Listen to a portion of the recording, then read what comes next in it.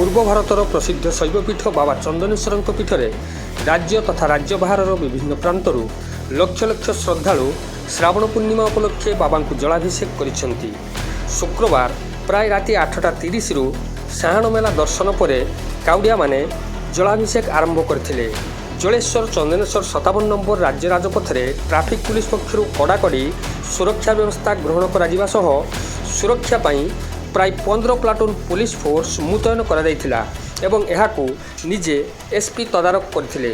এই जलाभिषेक प्राय शुक्रवार राति 8:30 रु आरंभ हुई शनिवार पूर्णमी शेष पर्यंत रीतिनीति अनुसार चालू रही।